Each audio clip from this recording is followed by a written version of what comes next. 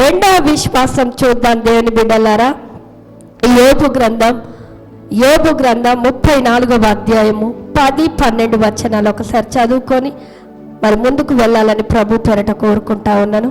జ్ఞానము గల మనుషులారా నా మాటను ఆలకించుడి. దేవుడు అన్యాయము చేయుట అసంభవము. సర్వశక్తుడు దుష్కార్యము చేయుట అసంభవము. నరుల క్రియలకు 12 చదువునాను. దేవుడు ఏమాత్రమును దుష్కార్యము చేయడు. సర్వశక్తుడు న్యాయము తప్పడు. ఆమేన్. నా వైపు చూడాలి. మొదటిది అబ్రహాం విశ్వాసం ఏంటిదంటే దేవుడు శక్తిమంతుడు, ప్రతి పరిస్థితిలో ఆయన శక్తిని కనపరిచే దేవుడు. అబ్రహాము విశ్వాసాన్ని ఈరోజు మనం కలిగి ఉండాలని ప్రభు వారు మాట్లాడుతూ. రెండవది యోబు విశ్వాసం అంట. యోబు విశ్వాసం ఏమని చెప్తున్నాడంటే, యోబు తూర్పు దేశపు ఊజు దేశమందు తూర్పు దిక్కునందు ఆయన గొప్పవాడని రాయబడింది. ఒక్క దిక్కున గొప్పవాడు, పెద్ద ధనవంతుడు, చాలా ఆయనకు ఆస్తి అంతస్తు, ప్యాలెస్, తర్వాత ఏమంటారు పనివారు, తర్వాత పిల్లలు, భార్య, సంపద, అన్ని రకాలుగా ఆ వైభవము కలిగినటువంటి యోబు. మరి దేవుని సెలవు చేత సాతానుడు మరి యోబుకున్న సమస్తాన్ని తీసివేశాడు. మనకు తెలుసు, మొదటి అధ్యాయంలో రాయబడిన రీతిగా గొర్రెలు కానివ్వండి, సంపద కానివ్వండి, తర్వాత పనివారు కానివ్వండి, తన కడుపున పుట్టిన పిల్లలు కావచ్చు, అన్నీ కోల్పోయినారు. చివరికి యోబు భార్య కూడా ఆయనకి సహకరించలేదు. కానీ అన్నీ పోగొట్టుకున్న యోబు, సమస్తము శూన్యములో ఉన్న యోబు, ఈవెన్ ఆయన శరీరం, ఆయన బాడీ కూడా ఆయనకు సహకరించకుండా, ఆయన శరీరము రోగముతో, ఒక అనారోగ్యముతో పాలవుతున్న చెట్టు కింద, ఒక నీడ లేనటువంటి చెట్టు కింద ఉన్నటువంటి యోబు తన నోటి ద్వారా మాట్లాడుతున్నాడు. ఏమన్నా తెలుసా? దేవుడు ఏం చేయడట చెప్పాలి, నోర్లు తెరవాలి మనము. అన్యాయము చేయుట ఇంపాసిబుల్. ఇంకొక మాట రాయబడింది, సర్వశక్తుడు దుష్కార్యము చేయడట. అక్కడ 2 మాటలు. దేవుడు దుష్కార్యము చేయడు, ఒకటి న్యాయము తప్పడు. అన్యాయం అనేది దేవుని దృష్టిలో లేదట. అందరూ అన్నారు, యోబు అన్ని పొందుకున్న నీవు ఏం చేసినవో పోయినాయి, ఏం చేసినవో అన్నీ పోయినావు. నువ్వు మంచోడివి కావేమో, నువ్వు చెడ్డవాడవేమో, నీ పనిని బట్టి, నీకు వచ్చిన శిక్షను బట్టి మనుషులు తీర్పు తీరుస్తున్నారు. దేవుని బిడ్డలు, ఆయన దగ్గరకు వచ్చిన 3 స్నేహితులు అంటున్నారు, అయ్యో ఒకప్పుడు నువ్వు మంచివాడవని మంచి స్నేహం చేశాము, కానీ నీ బుద్ధి తెలిసి వచ్చింది, నీ క్రియలు తెలిసి వచ్చినాయి, నీ క్రియలే నీ తగ్గట్టుగా నీకున్న సమస్తాన్ని నాశనం చేసినాయి అని యోబు 3 స్నేహితులు ఆయన నిందిస్తున్నారు. యోబు 3 స్నేహితులు హేళన చేసినట్టుగా రాయబడింది ఆ మాటలు. కానీ యోబు మాత్రము అన్నీ అనుభవిస్తుండు. అటు బాధ, నింద, అవమానము, పేదరికము, దారిద్రత, అనారోగ్యము, సహకరించే భార్య లేకపోయినా ఆ మాట ఎట్లా చెప్పగలిగాడు ఒకసారి ఆలోచించండి. మనం అనగలుగుతామా? దేవుడు నాకు అన్యాయము చేయుట అసంభవం అనగలుగుతామా? ఒక్కసారి ప్రశ్న వేసుకోండి. మనల్ని మనం ప్రశ్న వేసుకుందాం. చిన్న వయసులో పెళ్ళిళ్ళై భర్తలు చనిపోతే దేవుడు నీకు అన్యాయం చేశాడమ్మా. చిన్న ఏజ్లో తల్లిదండ్రులు చనిపోతే దేవుడు నీకు అన్యాయం చేశాడు అనే వ్యక్తులు ఎంతమంది లేరు ఈ భూమి మీద? అన్నీ సంపాదించుకొని కోల్పోతే దేవుడు నీకు అన్యాయం చేశాడు. అన్నీ ఉండి నీకు పిల్లలు పుట్టకపోతే దేవుడు నీకు అన్యాయం చేశాడు. అంతా చదువు ఉండి నీకు వివాహము కాకపోతే దేవుడు నీకు అన్యాయం చేస్తుండు. అన్ని చేతిలో డబ్బులు ఉంటాయి, ఇల్లు కట్టుకోలేకపోతే దేవుడు నీకు అన్యాయం చేస్తాడు. దేవుడు నాకు అన్యాయం చేసి, నేను కొంటా అన్న ఫ్లాట్ వస్తలేదు, నేను కొంటా అన్న ఇల్లు వస్తలేదు, నేను చూస్తున్న సంబంధాలు సెట్ అవ్వట్లేదు. యోబు లాంటి విశ్వాసం ఈరోజు మనం నేర్చుకోవాలి. యోబుతో దేవుడు మాట్లాడిన మాట ఈరోజు మనతో మాట్లాడుతుండు. యోబు దేవుని విషయములో, నాకు ఇది ఒకవేళ మనుషుల దృష్టిలో అన్యాయం అనిపిస్తుంది, నాకు దేవుడు అన్యాయము చేశారని ప్రజలందరూ అనుకుంటున్నారు.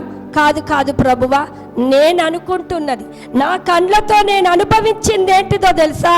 నా జీవితములో నేను అన్నీ కోల్పోయినా దేవుడు మాత్రం ఆమేన్, సర్వశక్తుడు నాకు అన్యాయం చేయడట. చప్పట్లు కొట్టి దేవుని నామమును మహిమపరచు. ఏమి లేకపోయినా, నీకు ఏమి మంచి జరగకపోయినా నాకు అన్యాయం చెయ్యడు. నువ్వు అనగలుగుతావా? నువ్వు అనగలుగుతావా? నేనంతా కష్టపడి మీ బాస్ నీకు డబ్బులు ఇవ్వలేదనుకోండి, వాడు మంచోడు కాదు, దేవునికి ఏమి ఆయనకు బుద్ధి పుట్టియడా డబ్బులు ఇవ్వాలని? బుద్ధి పుట్టియడా డబ్బులు ఇవ్వాలని, జీతం ఇవ్వాలని బాసుని ప్రేరేపించడా? నా కష్టాలు ఎట్లున్నాయి, నా భార్యను నేను పోషించుకోలేకపోతున్నా, నా చేతిలో డబ్బులు ఉండట్లేదు. నీకంటే నాకంటే మనందరికంటే దేవుడికి ఎక్కువ తెలుసు. కానీ మన నోటి నుండి ఆ మాట అనలేకపోతాం. ఏమన్నా తెలుసా? నేను కష్టం అనుభవించడం దేవుడు ఇష్టమా? చెప్పండి, ఇష్టమా? నువ్వు నష్టపాలు కావడం దేవుడికి ఇష్టమా? నువ్వు రోగాల పాలు కావడం దేవుడికి ఇష్టమా? కాదు, దేవుడి చిత్తము కాదే కాదు. కానీ అవి వస్తున్నాయి. కానీ నీకు తెలవాలి, అవి వస్తున్నాయి అంటే దేవుడు నీలో పరిపూర్ణమైన శాంతి, సమాధానం, నెమ్మదితో కూడినటువంటి ఆనంద ఆశీర్వాదం దేవుడు నాకు ఇవ్వబోతుండని. ఆమేన్, హల్లెలూయా. నిజంగా యోబులో ఏముందండి? ఆ ధైర్యంతో చెప్పగలిగాడు. ఈరోజు నీకు సునామీ వచ్చో, భూకంపం వచ్చో, ఒక ఇల్లు పోతే నువ్వు అనగలుగుతావా? ఒకసారి ఆలోచించండి. సమస్తము కోల్పోతే నువ్వు అనగలుగుతావా? దేవుడు మంచివాడండి, దేవుడు న్యాయవంతుడు. నాకు న్యాయము ఏ రోజైనా చేయగలుగుతాడు. నా భర్త చేస్తలేడేమో, నా తండ్రి చేస్తలేడేమో, నా తల్లి చేయట్లేదేమో, చుట్టుపక్కల వాళ్ళు న్యాయం చేయట్లేదేమో, కానీ దేవాది దేవుడు నేను సృష్టించిన సృష్టికర్త న్యాయము చేసే దేవుడట. ఆమేన్, హల్లెలూయా. చూడండి, రైల్వే వాళ్ళు రైలు పట్టాలు నిర్మిస్తారు. ఆ రైలు పట్టాలు కొంచెము దూరంలో రైలు పోతూ పోతూ పట్టాలు తప్పినాయి అంటారు చూడండి. పట్టాలు తప్పినప్పుడు ట్రైన్ పడిపోవడమో యాక్సిడెంటో జరుగుతుంది. రైల్వే అధికారి నిర్మించిన రైలు పట్టాలన్నా తప్పిపోతున్నాయి, ప్రమాదాలు జరుగుతున్నాయి. అవునా లేదా? రైల్వే అధికారులు ప్రభుత్వం వారే కదా, వాళ్ళు నిర్మించిన దానికే ప్రమాదాలు జరుగుతున్నాయి. రైలు పట్టాలు పట్ట తప్పిపోతుంది. అక్కడ రాయబడింది న్యాయము తప్పడటమే.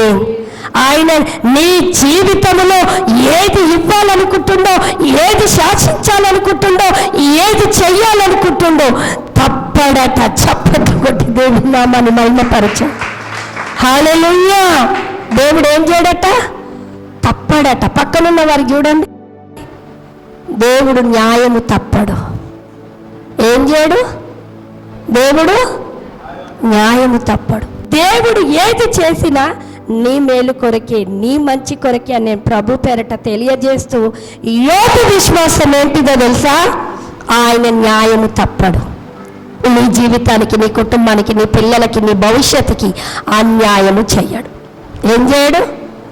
అమ్మ, మీరు చూస్తుంటే ఈ ఆడ సిస్టర్ నేనంతా అన్యాయం, నేను కూరుకొని ఉన్నా అన్నట్టుగా ఉన్నారు. మీ గుండెలు మీరు చెయ్యేసుకొని ఒకసారి ఆకాశం వైపు మీ తల ఎత్తి, దేవుడు నాకు అన్యాయం చేయడు. ఆమేన్. ఒకసారి చెప్తారా మీరు? దేవుడు నాకు ఏం చేయడు. అందరూ ఏమంటారు తెలుసా? దీన్ని చేసుకొని నేను అన్యాయం అయిపోయినా, వీడిని చేసుకొని నేను అన్యాయం అయిపోయినా అంటారు. కానీ అది కాదు. దేవుడు అంటా ఉన్నాడు, నువ్వు భర్తను చేసుకున్న, భార్యను చేసుకున్న, ఉద్యోగం చేస్తున్నా, ఏది చేసినా నువ్వు అన్యాయం అయిపోతున్నా.